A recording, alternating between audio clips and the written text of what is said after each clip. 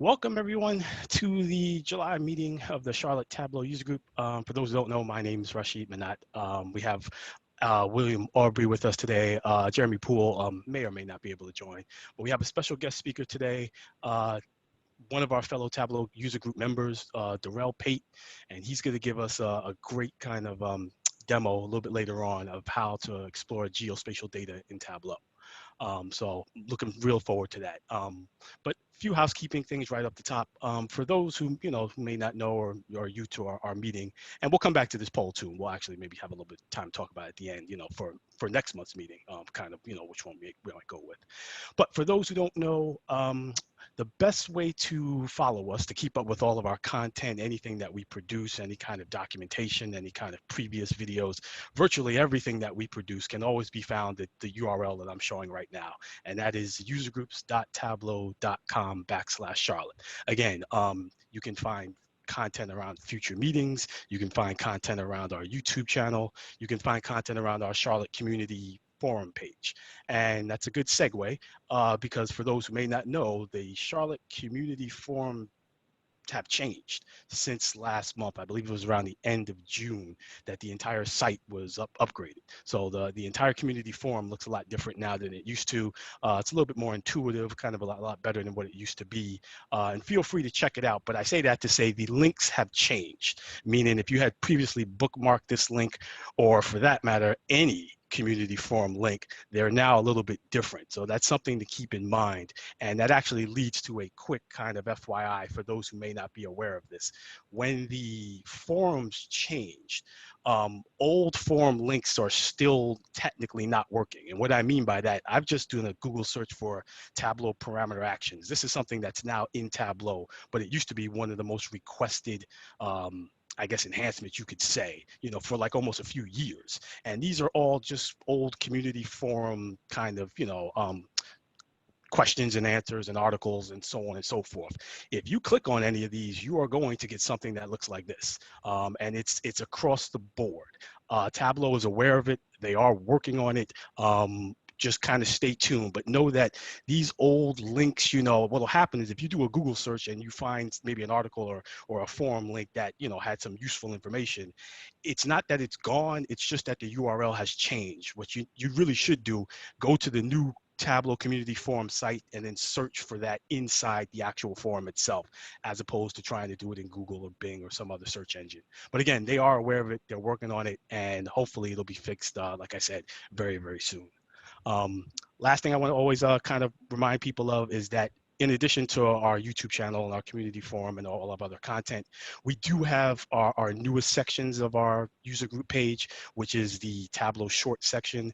And this is a perfectly good example. When the new forums were released, Tableau introduced a bunch of videos that walk you through the new forum sites, how to join a forum, how to search the new forum, how to submit a question on the new forum. Again, the whole point of what I'm showing you here is when Tableau posts videos explaining very useful information, we will kind of, link to that content here. So anytime, there's any kind of videos we think would be useful for you guys to know, it'll always be in this Tableau short section. And another segue is our best of VTUG. I can't emphasize enough how much other Tableau user groups are producing extremely valuable content.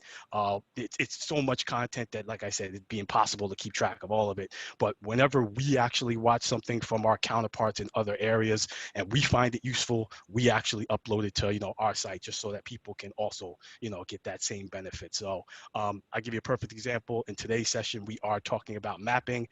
There were two things I want to call out from some of our peers.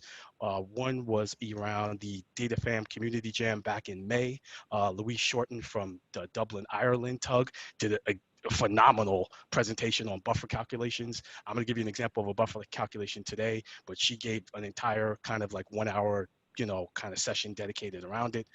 Another example was actually, I believe, let's see if I can find it here. Yeah, for the North Texas Tableau User Group did a session with Cesar Pico around how using Mapbox and Kepler GL when it comes to some of the mapping that he was doing. This was another phenomenal session. I can't encourage you enough to watch it. And Tableau actually themselves did something this month. They did a 3-part webinar all around mapping. And again, with that whole theme of us centralizing content, we have a link in here, which is our favorite Tableau resources and links. And you can find the link to that session. It's called All Over the Map. Again, it was a 3-part webinar session. All 3 parts were very, very good. A beginner's guide to mapping, mid-level, and advanced mapping techniques. So again, I can't stress enough, these are all useful kind of materials to take advantage of if you can. And again, all of it's centralized. You can find all of this stuff at our main page, which again is always usergroups.tableau.com/Charlotte. Okay, with that, I want to take a second to talk about today's session. Today's session is going to be about geospatial data and geospatial mapping. And Derrell's going to give us a really good use case example of kind of what that is and kind of how he did it. But I'm going to give you about a 5-minute kind of overview of just what is geospatial data and why would I use it in a Tableau dashboard. And I'm going to show you an example that I did earlier this week as kind of, a use case scenario. So what I have here is a little spreadsheet that I created. And at the end of the day, this is light rail stations in Charlotte. These are all of the light rail stations currently in Charlotte and the latitude and longitude of the actual stops themselves. And there's a little indicator because there's actually some future stations, some of the ones that I believe are going to be in Huntersville, because this was all available in the file that I got. So I've got this file here. It's got my light rail stations and it's got latitude and longitude. What I can do with something from a geospatial perspective is something like this. For those who don't know, this is a great site, data.charlottenc.gov. It's just a bunch of data related to Charlotte. And I'm going to give you an example because there's a lot of spatial files, a lot of shape files in this, that are available to you. So I'm going to look up this data set called existing shopping centers. And what this is actually basically kind of what you see here. It's just a data set around shopping centers in the Charlotte area. And it is, or at least actually it could be downloaded as a shape file. So I want you to pay attention. All of these dots represent a shopping center somewhere in the vicinity of Charlotte. And if I were to download this shape file, what I would get basically are what you see here. This is kind of what the table would look like. I've got some ID numbers, I've got the shopping center name, a classification, and this thing called a global ID. This would be a good use case to say, is there a way for me to connect this information around shopping centers with my information around light rail stations? Before, this would have been really tough to do. There's no field here where there's, that I could join on. It's not like I can join on city or state or something like that. If you notice, all of these fields are unique. There's nothing that these two data sets have in common. But with geospatial mapping and buffers, I actually can pull this off. And I'm gonna give you an example of what that looks like. What I've done is combine those two data sets to say that basically within, a certain radius, is there a shopping center close to a light rail station?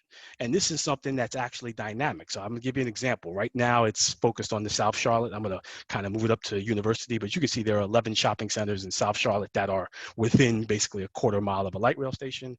I'm gonna go to University because it's a little bit cleaner. And you can see in the University area, there's just 3. There's just these 3 here. It looks like J.W. Clay has Mallard Point Shopping Center. Tom Hunter has Northgate Shopping Center, and 25th Street looks like it just got this node at 28th Street. The beauty of this is I can adjust this radius. Notice that right now there were only 3, but if I increase this, circles get bigger and more shopping centers got added. Now there's 7. Now we picked up the McCullough station. It picked up, I think, 1 or 2 shopping centers in there.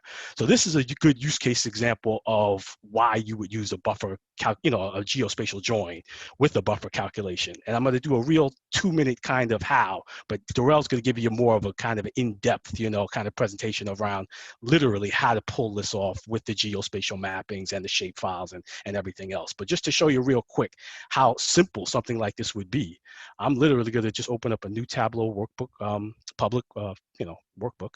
I'm going to do a join on a text file, and that's kind of where I'm going to get my light rail station information. So I've got my light rail station information. It's all there kind of the way I expected it. One day we will talk about the noodles and the relationships and kind of how that works. But because this is 2020.2, it has that new noodling and relationship functionality. But I want to do this at what's called the physical layer. So all I did right now is just double click on that light rail, you know, this kind of box here to get into the old joins, you know, the traditional left joins and right joins. So this is where it gets a little interesting. I have my, for all intents and purposes, Excel spreadsheet with my latitude and my longitude. I'm going to add a connection, and the connection is going to be a spatial file. And I've already downloaded my shopping center shapefile, so I'm just going to kind of open it up. And then once that's done, okay, this is kind of what we expected. This is what I was describing. I've got two different data sources and really no fundamental way to join them, because remember, they have no fields in common. So the way you do this is that I want you to pay attention to this. Right now, I haven't chosen any fields on the left or the right, but I want you to see what my, you know, my operators are. I can choose a field on the left, choose a field on the right. I can say equals, not equals, greater than, less than, you know, pretty much what you'd expect to see. But if I go to the shopping center file, which again doesn't have much, but because it's a shape file, it creates this geometry pill in Tableau. And this is important because if I click on this geometry pill, I want you to notice that, oh, actually I don't have it yet, but what I want you to notice is that when I create my join calculation over here, there's going to be a new operator, because right now I'm not going to do an equals or a not equals or a greater than or equal, and I'm going to do what's known as an intersect. And let me kind of explain what that is. I've got my geometry file, and this is basically the locations of my shopping centers. But on the left side with my light rail stations, what I have is latitude and longitude. So I need to do two things. Latitude and longitude are too many points. I really need to make this one point. I need to just take the latitude and the longitude and combine them so that Tableau creates a point. So I'm going to use this make point function. And I'm going to say, I want you to take the latitude and the longitude. Now that's the latitude and the longitude of my light rail stations. So once I've done that, looks like I got some extra stuff in there.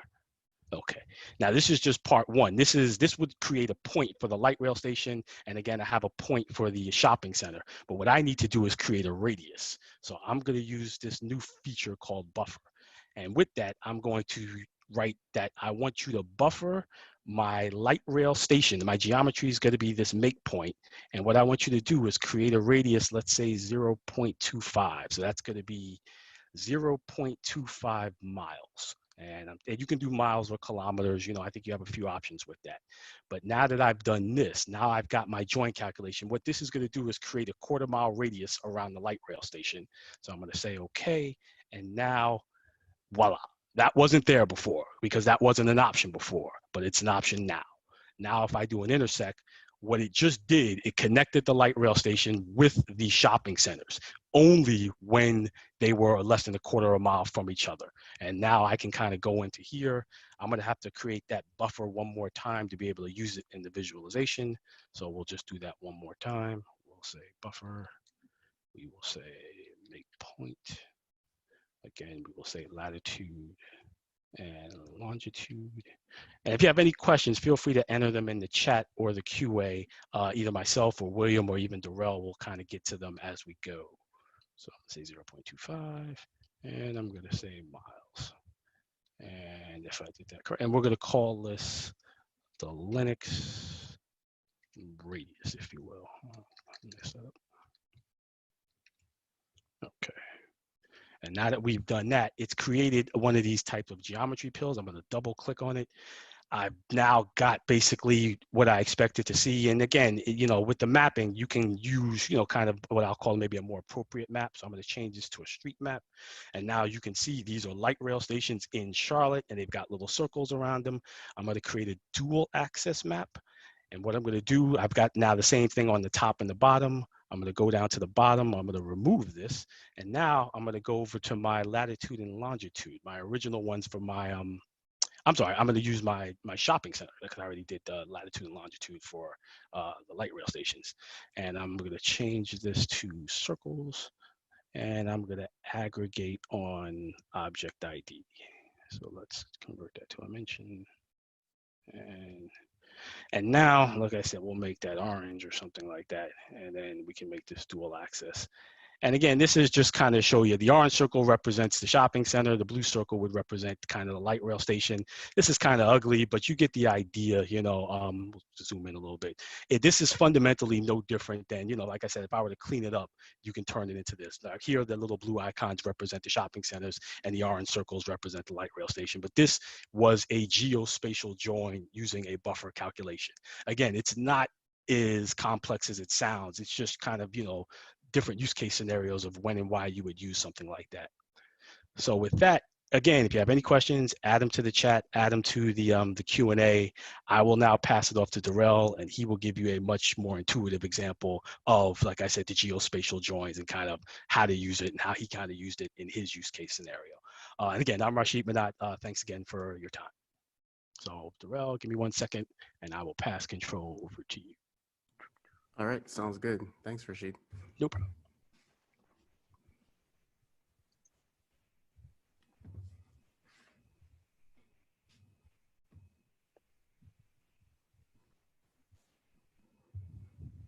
Okay, you should be good to share, Derrell. Perfect.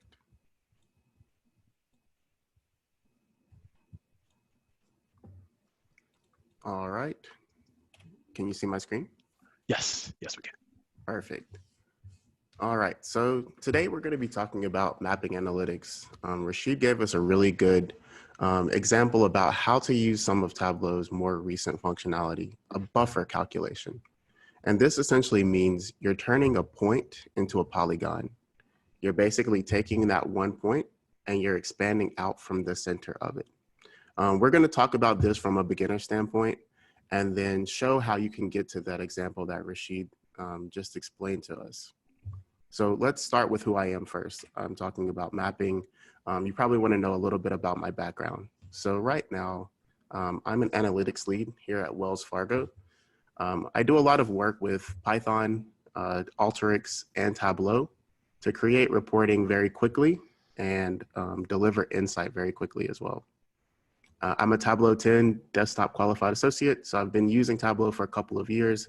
I'm certified, and in terms of processing the data, understanding what it is, and then presenting it in whatever medium, specifically Tableau, we usually handle the end-to-end process of that. And for those of you who are local to Charlotte, I am a UNCC grad. I started out as an intern at one of the financial institutions here. So if you guys have any interns that are starting with you right now, definitely invest in them. They can grow very quickly. So typically, what do I work on? Topical analysis. So what Rashid just talked about, analyzing at a local level, expanding up into maybe a state level or a county level, and then ultimately what everyone really knows about macroeconomics. Talking about what's affecting us, whether it be a national pandemic, counting COVID numbers, whether it be looking at the unemployment rate nationally, at a state level, and then more locally at an MSA or zip code level. Enabling enhanced analytics. So like we showed earlier, the ability to click around and dig in and get the answers to your own questions.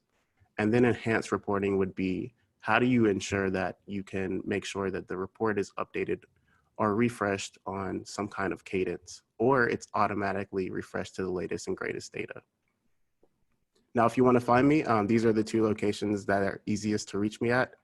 Twitter, I am DataDPate, and in LinkedIn, I am DLPate2525. So feel free to chat, ask any questions after the session, and I love to talk about data, so we can do it. Okay, so I'll give a primer of analytics. Some of you have seen my last session. I talk about this a lot, just to really orient people about analytics as a whole. There's three types of analytics: descriptive, predictive, and prescriptive. And a majority of us do descriptive analytics. What was the number before? What is the number now? Can we do some comparisons? Can we do some statistics about what it was last year? Can we do some statistics about what it is today? Predictive is more in the data science realm, going into the future. And prescriptive, based on what we have today, what we have tomorrow, this is what we would recommend you do. This is the action we recommend you take. And all of the analytics that we do today will be descriptive in nature. We're looking at what exists today. What does the city of Charlotte mean? What do these neighborhoods mean? What is the hurricane path for today? And ultimately merging that with the attributes that exist today too. Okay, so for mapping, the typical toolkit, I put this here for my beginners who are just starting out with mapping data. These are the top 4 tools that you'll typically use when connecting to mapping.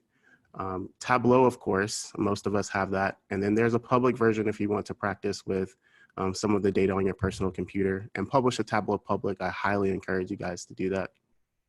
Qgis is a mapping tool that allows you to play with different kinds of mapping files, do some of the things that we talked about, a spatial join, intersects, joining data files together so Tableau can then use them after the fact. And before the latest update of Tableau in 2020 as well as 2019 with the introduction of spatial joins, the intersect function, as well as buffers with 2020.2, QGIS was typically the tool that someone like myself would use to transform spatial data before Tableau could use it. Tableau has really pulled everything in, so you can be a one-stop shop for your analytics, from data to visualization. Anaconda is a really good tool to get up to speed on. You can download it to your desktop, and it has Python already prepackaged for the most part. And pandas and geopandas are really good tools to get the latitude and longitude of addresses. So say you have a CSV file with all of the addresses of Airbnbs. They may not have lat longs. So the ability to type some Python code or type some code in Anaconda really quickly and return those values is really valuable. I highly encourage you guys to do that too. And then all of us use databases, but with the new databases, there's the ability to do spatial SQL joins. That's not something we're going to talk about today, but from a long-term perspective, if you're talking about refreshing your data on a cadence, it's certainly something you should look into.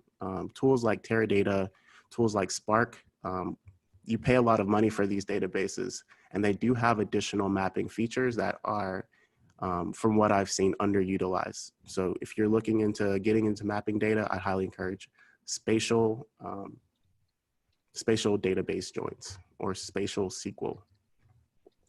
All right, so what about the techniques? What techniques are we going to be talking about today? Rashid gave a perfect introduction about what we're really going to be doing and has shown you most of the stuff that we're talking about today. So Tableau mapping since 2018 plus, the 2 biggest features for you to look up at a later time if you want to get more information are spatial joins. The first piece of taking a shapefile, seeing another shapefile, showing where they intersect, showing where they join. That's essentially what we showed before. And then the buffer calculation, taking a point, expanding that point out and looking at it in kilometers, feet, or miles. How far in each direction are we from other points? And the 2 functions that we could use to do this is make point and buffer, which we saw. So I want to give a little bit of context because some of us may be new to mapping as a whole. There's been a really good session on how mapping is done from a beginner standpoint, how to use maps if your manager asks you, as well as the advanced session. But to orient you, there are 2 types of mapping. One is a polygon and one is a point. A polygon is basically the entire geography. So you can see in my GIF here, North Carolina as a state, there are bounds, and those bounds have relationships. They can touch other states. They could cross, but we don't have states that cross. They can be disjointed. So North Carolina is not in any relation to California. However, it has a touching relationship to South Carolina. These are the type of relationships with geographic data. And then crosses would be something about a zip code. So some of us may know if you live on the North Carolina or South Carolina border, your neighbor may have a South Carolina address and you may have a North Carolina address, and you may be in the same zip code. And that's because that zip code or that geography crosses both the North and the South Carolina border. All right, now that we know about mapping, what is it? Really, we're going to talk about what are we doing? We're taking the polygons and points, and we're talking about the relationships. How do they interact with each other? So a spatial join, essentially, we're going to be taking either 2 two polygons and seeing where they overlap. We're taking a point and saying how out of the buffer that I have, how many points am I currently touching? And then for a CSV file or something that doesn't really have geographic relationships, how can we create a geographic point so we can use Tableau's more advanced features with mapping information? So the GIF at the bottom is really showing, taking a spatial point, showing the buffer object, which is what Rashid did earlier, showing the radius that you're creating and what other points are you touching. You can count these points, you can give drill downs to them. There's a lot of additional functionality you can add on to it to make a dashboard really insightful and help your business users. All right, so now that we have a good overview, I'm going to talk about a case study that I had in my past, getting away all of the information that is proprietary and just talking about it from a public data perspective, because it can apply to multiple disciplines.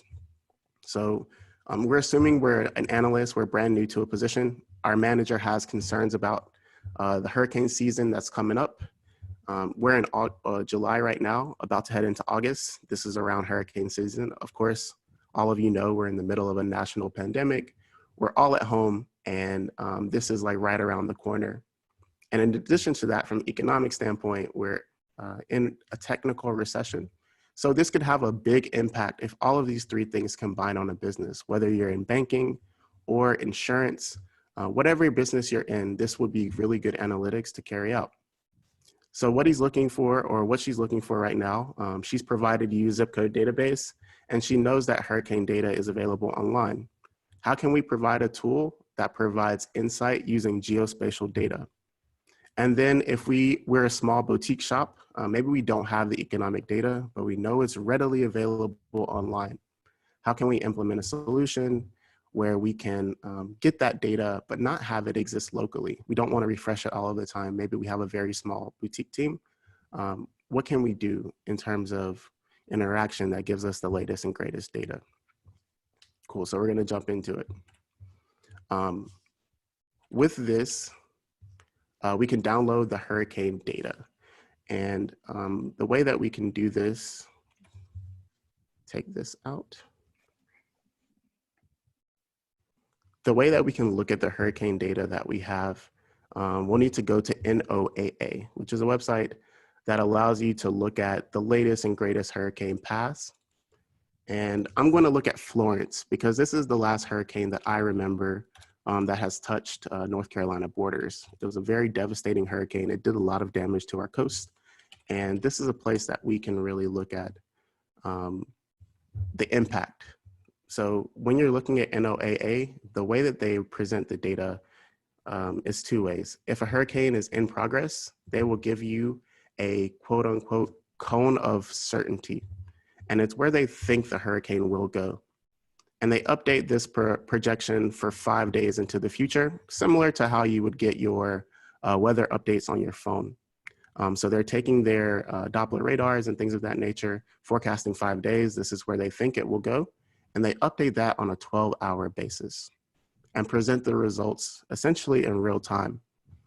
So if you're trying to analyze a hurricane that's going to hit in the future, they'll have that cone of certainty so you can identify what's at risk. This is just a simple write-up that's done after the fact. So assuming you're researching a hurricane in the past, there's a lot more readily available data about that hurricane.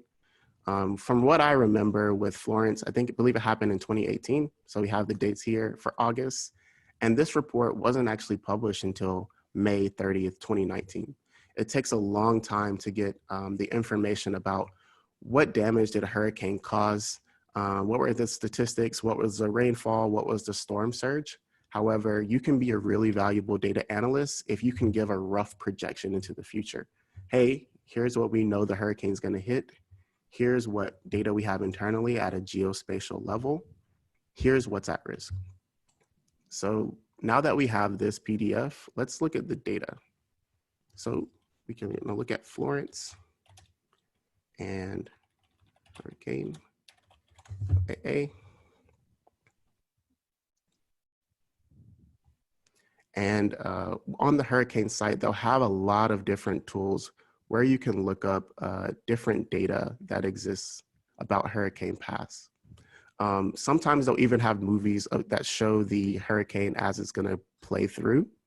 You can also pull different types of data. So the cone of uncertainty that we talked about, that was available. You can get wind speed probabilities and look at where it's going to hit.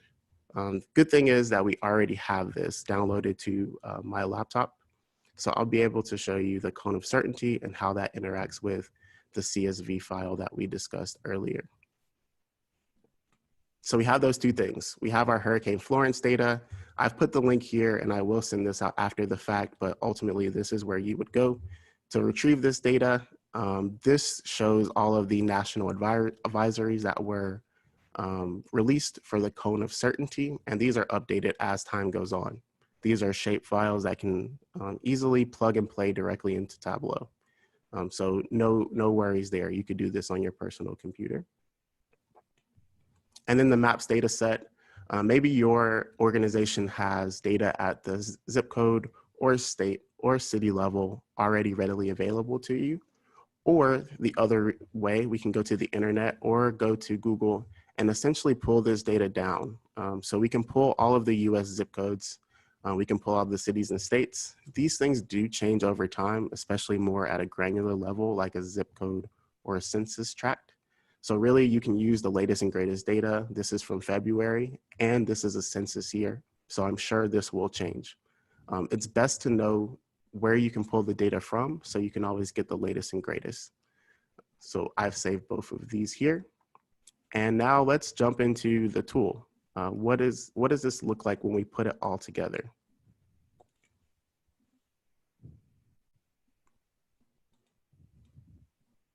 So let's start with how the data exists. And this is Tableau 2020.2. We did talk about how tables relate to each other or data sources relate. So what I'm going to do with the noodle view that's currently showing, and this is a brand new feature, what some of you who are using an older version of Tableau are more familiar with is the join view. So by double clicking that, we're able to see really a breakdown of what kind of files do we have in our Tableau workbook. And right now I'm using two shape files. I'm using the downloaded hurricane path, which I pulled, and then I'm also using zip code data about the hurricane. So this is essentially all of the little zip code points that exist within the US. And as Rashid showed earlier, we talked about how you can join these two things together. Now, in one shape file, if I had city and maybe I had some economic data, and in the other file, I had zip code and I had some economic data, maybe I could do a different kind of join and say where city equals city, join these two together. However, this is for essentially you're trying to join the shape. I know that Charlotte exists in North Carolina, but I don't have a CSV or an Excel that explicitly says that. So what we're asking Tableau to do is infer that from the location and mapping data that already exists. Makes it really easy for someone who's not a cartographer or not really used to using mapping data. And intersects will give you the point where these 2 points come together. All right, so now that we have that, I have an overview of what these two things look like.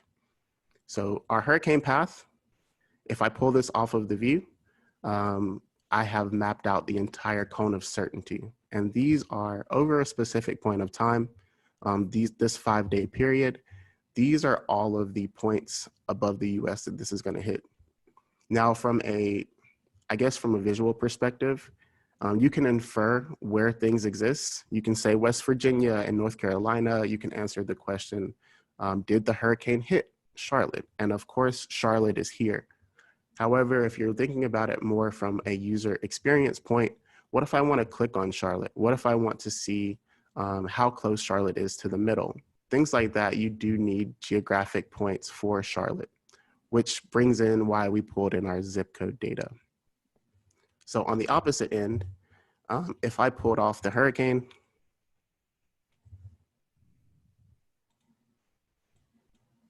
and I just have zip code points, what we're doing is just mapping the middle of a zip code. So if I dig into Charlotte and I've highlighted this for clarity, you can see the various zip codes across Charlotte. I'm here close to the university area, so 28213. And we can have different information about median household income, maybe how many people live here, and look at some of the attributes that we're most familiar with. So we have this shapefile, which is a polygon, as we talked about earlier, and we have points, these zip code points in the middle. And really what we're trying to do is see how they intersect. So with Tableau building in the intersect function, we can really lay these on top of each other and build a visualization where they interact. So initially when we started, we had zip codes of the entire US. And since we've selected intersect, Tableau is doing the work for us and saying, out of all of the zip codes that you have, these are the zip codes that fall within this polygon shape. This was very difficult to do pre-2019, I believe, in terms of Tableau. You had to pull it into a different tool. Qgis is the tool that I would use, and do like a spatial function called intersect, essentially. So again, a lot more easy, a lot quicker to insight. And what I've done here, since this data file specifically doesn't have any additional data, what can we do to make sure we get the data we want? And this is really where Tableau's approach to problem solving has been really helpful. Tableau typically takes complex things and solves them in an elegant way. So using a feature that's often not used as much, dashboard actions, there is the ability to drill into a URL. And what I can do is I can take information from my data set and pass it to the internet. So what I'm doing, I have a location here, datausa.io, and I'm passing the city and the state to this URL. And also the way that I can do this, if I'm just playing around and I'm trying to get into it, what I always start with is a Google request. So let's dig into Charlotte. I have my mapping. I'm looking at all of the zip codes. I have a little KPI below showing exactly how many zip codes were affected from a high level. And if my boss wants to give a presentation, she can select certain points, find out how many zip codes were hit if someone was curious about that area, and look at what was the total impact there. So I really want to know about the economic data here in Charlotte. And notice that I said in our data set, we only have geospatial data. There's no economic data here. I've simply embedded a URL here that shows information. So if I select a major city, and I'm going to just pick on Charlotte again, by clicking on this point, I can have a Tooltip Action. So I can use my old link and I can pass in variables. I've passed in Charlotte. I'm passing in median household income, and this is just simply a string, a parameter that I'm passing in. And then I'm basically letting Google do the work for me. So I'm saying, this is the median household income for this Charlotte region. If I wanted to look up the median unemployment or the unemployment for Charlotte, then I could do the same thing.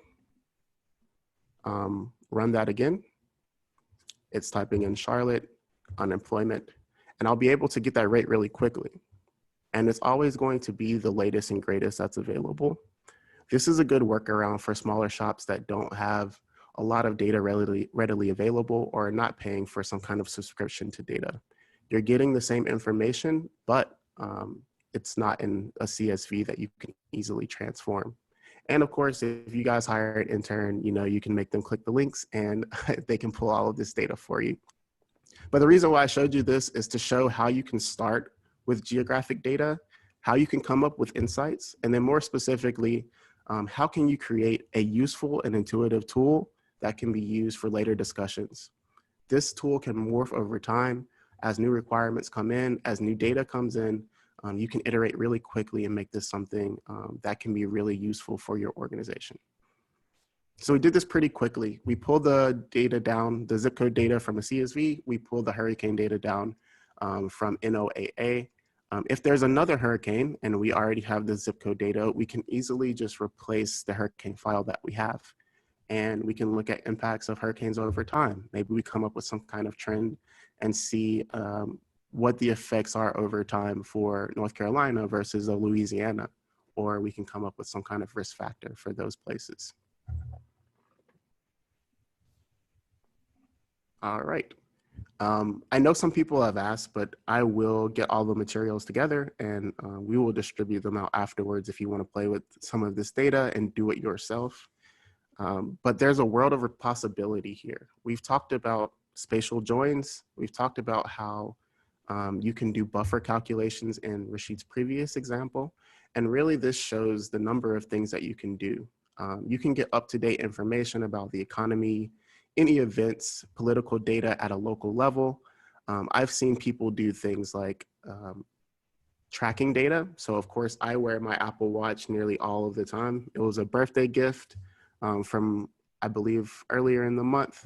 And it tracks where you are if you're going for a run. So I could even get down as granular as to say, what is my lat long for my run? How quickly am I getting to certain places? And if I'm tired, I can say, well, what is the quickest water fountain to me? Or what is the quickest rest stop to me? You can get very granular with this data. Another really cool thing that I've seen is from a social media perspective, especially with it being an election year as well. Twitter, when you post on Twitter, it does post your zip code. It doesn't post your exact location. But from there, if someone is posting about one candidate or another, you can really look at how things are trending left or right based on the tweet, whether it leans left or right in terms of if it was positive or negative from an NLP perspective. That gets more into your data science. But the world is your oyster once you understand the geospatial piece of it. You can solve a lot more analytical problems and get into some more data science oriented things. So with that, I'll open it up for questions. I'd love to hear from you guys about, have you used any of the features with buffer calcs? If you have any questions about geospatial data, and yeah, really just chat for the last 15 minutes of this chat. All right, thanks, Derrell. Another awesome presentation. I'm gonna ask a question. Are you gonna post your dashboard to Tableau Public, or can you, the one you showed today? Yes, so I will post the dashboard that I have to Tableau Public. I'm going to probably do that in the next week or so. Okay, cool. All right.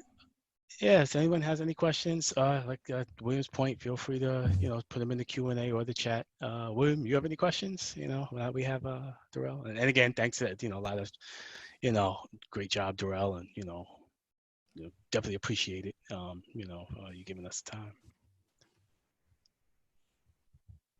William, are you out there? I didn't know if you're still out there. Yeah, maybe we lost William.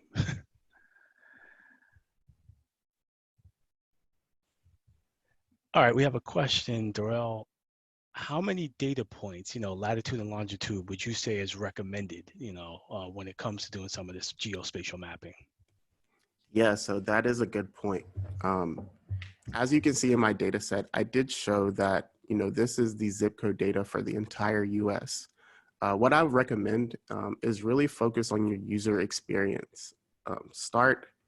I like to use the Russian doll example, and I've talked about this in a previous talk about comparative analytics to like North Carolina to the US or Charlotte to North Carolina. Really structure your dashboard in a way where you go from top to bottom. So what I would do if I was building a new visualization and I had zip code data, a lot of different points, I would not show that in the very beginning. I would aggregate up, give the user the ability to click and drill down to the level that is appropriate. Right now, we're currently defaulting to the zip codes that are within this hurricane path. Alternatively, we could have started with North Carolina, have some drill down functionality that allows us to click, get all of the zip codes for North Carolina, and then show attributes for maybe that zip code. So really leading the user through instead of fire hosing all of the data at once is a really good, not only visual, but data practice.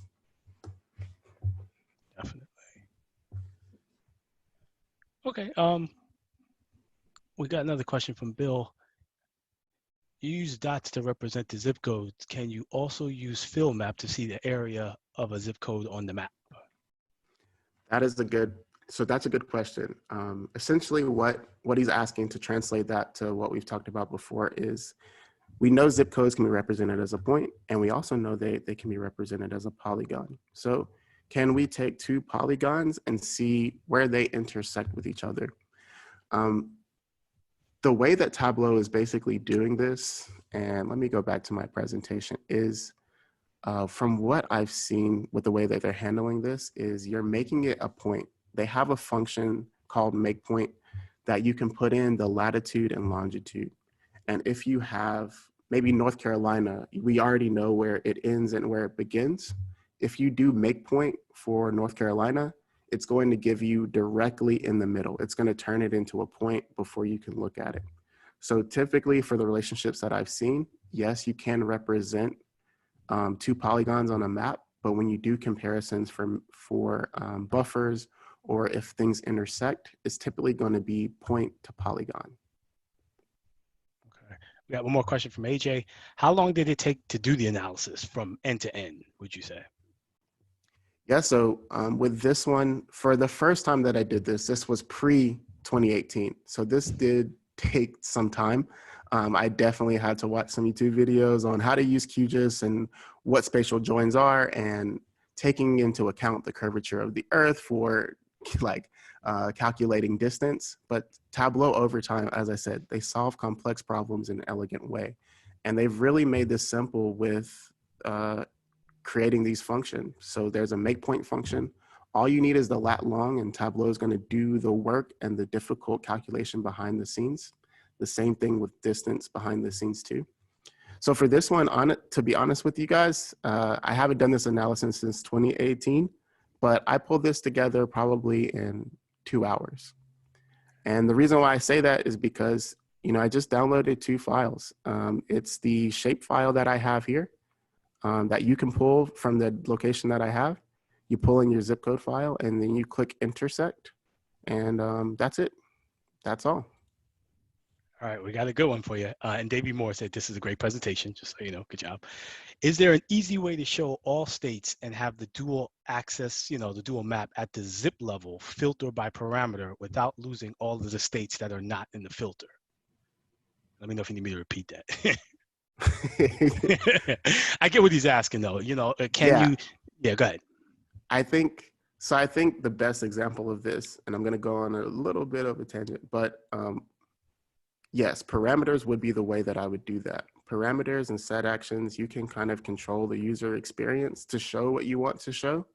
And the best way that I've seen this done is an if statement. So they're going to say, if this state is selected as a parameter, show all of the zip codes, else show the states. And this is just me spitballing, but that's how I would do that. And really, that's become a lot more useful depending on what version of Tableau you're on. 2019 and above, with set actions and parameter actions, open up a realm of possibilities to build dashboards that may have been built in 2017 that can be completely reworked. So I would highly encourage you to look up those two topics. Set actions and parameter actions would be the best way to do that. All right, I'm gonna keep hitting you. My own Sure. questions. This one's from me. What advice would you give when it comes to some of these new functions in Tableau, like distance and buffer and make point and make line? You know, have you used all of those, you know, to date, and kind of, you know, do you know, like, do you have an idea of how and where you would use them? You know, because I don't find myself using them all that often. You know. I would say the best thing for me, what's really kind of helped me out with the mapping piece, is really to study some of the examples that exist. Because once you see one example, your mind will start to spin and be creative and think about, how can I use this for my work? How can I use this for my personal? And some of the functionality that they build from a user experience way is really multi-step. And typically how I solve problems is, you know, what's the way to visualize it? We're showing this as a visual, and the way some of these dashboards are designed is more from an experience perspective. I'll give you guys an example. this dashboard is built by one of the Tableau consultants. And this really highlights a lot of the points that we just mentioned, spatial joins, buffer calcs, and things of that nature. But it's really intuitive in the way that it's built. So by clicking on a point, the points that she's marked as stars, it's automatically going to switch the calculation. It's going to reprocess it and then highlight yellow the other points that it's near. And what she's looking at is the elementary schools and also the licenses for liquor stores that have been filed at a lat-long perspective. So something like this can easily be applied to something else. If I have Airbnbs, how many breweries are close to me? If I'm looking to buy a house, you know, what is the closest park to me? Maybe I want to be close to a mini park. So what is the location that has the most parks? Because I want to go to all the parks in a day. So really, once you start to spin off of that idea, you can start to analyze and decompose some of these dashboards that exist. Buffer calcs is very new. It's the 2020.2 feature. So even in most organizations, they don't have it, but I would recommend just practicing with what exists. And I'm sure you'll spin off something really cool in Tableau Public. All right. And one last question. How can people reach out to you if they want to follow up with you, you know, just give you some good feedback, or maybe, you know, poke your mind for some more good stuff? Yeah. So during quarantine, I know a lot of us are, you know, trying to occupy and find new hobbies. And one of mine has just been trying to work on my Tableau skills a little bit. But yeah, if you guys want to collaborate on a viz or talk about some of the things that I built in the past, yeah, feel free to reach out via Twitter, or LinkedIn is like a really good way to reach me as well. And I'll try to find a way to get out this PowerPoint so people can access it. Maybe it will go on the Charlotte Tableau User Group section, but yeah, these two places are best. All right. All right. Looks like we don't have any other questions. We're getting close to the 1 o'clock hour. I appreciate it, Derrell. Thanks again for all that you do. And in that vein, for anyone, you know, that's part of the user group community, whether it's Charlotte or not, we always love this. If anyone else would like to, you know, give a presentation in the future, feel free to reach out to us. Again, Derrell will give us the content from this presentation. We will get it up on our Charlotte Tableau User Group page. Like I said, you can reach out to us on our Charlotte Tableau User Group page. And it looks like from the poll earlier today, I believe Tableau actions, dashboard actions, parameter actions, set actions, URL actions, that's probably going to be next. That looks like that's what won. So hopefully, you know, you guys will tune in for that one. You voted for it, so hopefully you will. And hopefully we'll do a good job of giving you some information around that. Again, I appreciate everyone for joining us. You guys enjoy the rest of your day. And Derrell, thanks again for everything that you presented today, man. Good job. Yeah, thanks to everyone for joining us for lunch. Appreciate it. You guys have a nice day.